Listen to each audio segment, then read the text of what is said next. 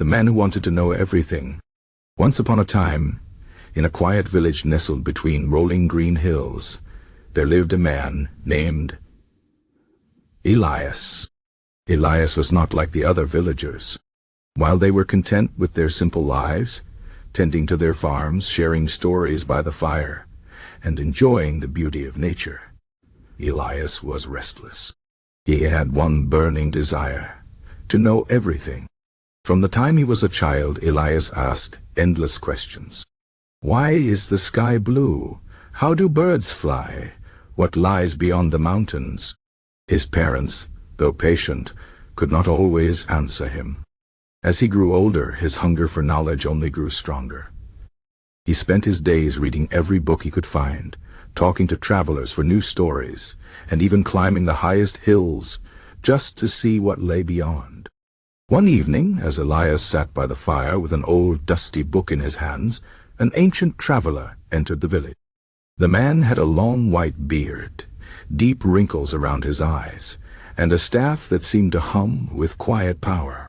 The villagers welcomed him, offering food and shelter for the night. Elias, drawn to the stranger's mysterious presence, sat beside him and began asking his usual questions. The old man listened quietly, his eyes twinkling with something like amusement. When Elias finally paused, the traveler spoke. "Young man, I see your thirst for knowledge is great. But tell me, why do you wish to know everything?" Elias did not hesitate. "Because knowledge is power. If I know everything, I will never be surprised, never be afraid. I will be the wisest man in the world." The old man chuckled softly. "Ah, but wisdom is not the same as knowledge, and sometimes knowing too much can be a heavy burden." Elias frowned. "I don't believe that.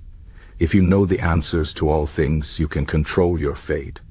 The traveler studied him for a long moment before reaching into his cloak.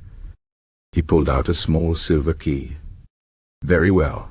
If you truly wish to know everything, take this key. It will open the door of all knowledge. But remember, once you open it, you cannot close it again. Think carefully before you use it." Elias took the key eagerly, his heart pounding.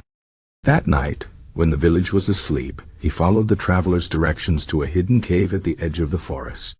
There, carved into the stone wall, was a door so old it seemed part of the mountain itself. With shaking hands, Elias inserted the key and turned it. The door creaked open, revealing not a room, but an endless void filled with swirling lights. A voice, neither human nor machine, spoke from the darkness. "You seek knowledge? Step forward, and all will be revealed to you." Without hesitation, Elias stepped through.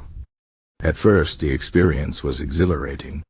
Every question he had ever asked was answered instantly.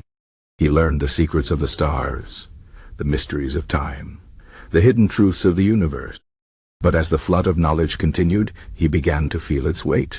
He saw not only the beauty of the world, but also its pain.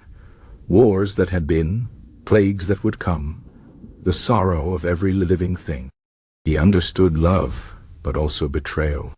He saw the birth of stars and their inevitable deaths.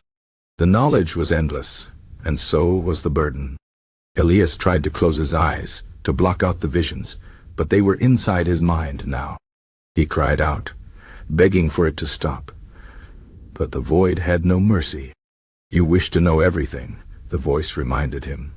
"Now you do." Days, months, years, time lost its meaning. When Elias finally stumbled out of the cave, he was no longer the same man. His hair had turned white, his face lined with sorrow. The villagers who found him barely recognized him. He no longer asked questions. He no longer sought answers. Instead, he sat beneath the old oak tree, watching the children play, listening to the wind. When they asked him why he was so quiet, he only smiled sadly and said, "Some things are better left unknown." And so Elias lived the rest of his days in quiet wisdom, understanding at last that the greatest knowledge of all was knowing when to stop. The end.